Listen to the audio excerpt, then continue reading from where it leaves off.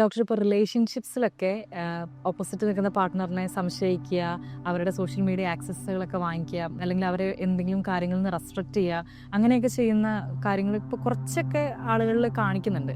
അപ്പോൾ അതും ഈ പറയുന്ന ഒരു അവസ്ഥയും തമ്മിൽ എന്തെങ്കിലും കണക്ഷൻ ഉണ്ടോ? സംശയം ആണ് ഇവിടുത്തെ ബേസ് ആയിട്ടുള്ള ഫാക്ടർ. സംശയം ഒരു മനുഷ്യനുണ്ടാവാവുന്ന നോർമൽ വികാരമാണ്. അളവ് തെറ്റി സംശയം ഉണ്ടാവുന്ന ഒരു സിറ്റുവേഷനെ പറ്റിയാണ് ഇപ്പം അർച്ചന സംസാരിക്കുന്നത്. അളവ് തെറ്റി സംശയം ഒരു വ്യക്തിക്ക് എല്ലാത്തിനെ പറ്റിയും ഒരു വ്യക്തിത്വത്തിൻ്റെ ഭാഗമായിട്ട് തന്നെ ഉണ്ടാവാം. നമ്മുടെ ഒരു വ്യക്തിത്വം എന്ന് പറയുന്ന ഒരു അറൗണ്ട് 16 years ഓഫ് ഏജ് എല്ലാം ആകുമ്പോഴാണ് ഒരു പേഴ്സണാലിറ്റി ഒന്ന് ഫോമായി വരുന്നത്. ആ വ്യക്തിത്വത്തിൻ്റെ ഭാഗമായിട്ട് എല്ലാവരെയും ഒരു സംശയത്തോടെ കാണുക, എവിടെയെന്നെങ്കിലും പണി കിട്ടുമോ എന്നുള്ള രീതിയിലാണ് മിക്ക സിറ്റുവേഷനെ അപ്രോച്ച് ചെയ്യുക.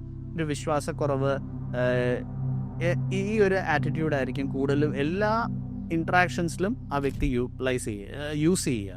സോ നാച്ചുറലി ഒരു റിലേഷൻഷിപ്പിലോട്ട് ചെല്ലുമ്പോഴത്തേക്ക് ആ റിലേഷൻഷിപ്പിൽ സംശയം തോന്നും. ഒരു വർക്കിൽ ചെല്ലുവാണെങ്കിൽ കൊളീഗ്സ് അവിടെ പാര വെക്കുന്നു എന്നുള്ളൊരു സംശയമായിരിക്കും. സോ അങ്ങനെ ഒരു സംശയം കൂടി നിൽക്കുന്ന ഒരവസ്ഥയ്ക്ക് ഒരു പാരനോയിഡ് പേഴ്സണാലിറ്റി ഡിസോർഡർ എന്നുള്ളൊരു ഡയഗ്നോസിസ് ചിലപ്പോൾ ഉണ്ടായേക്കാം.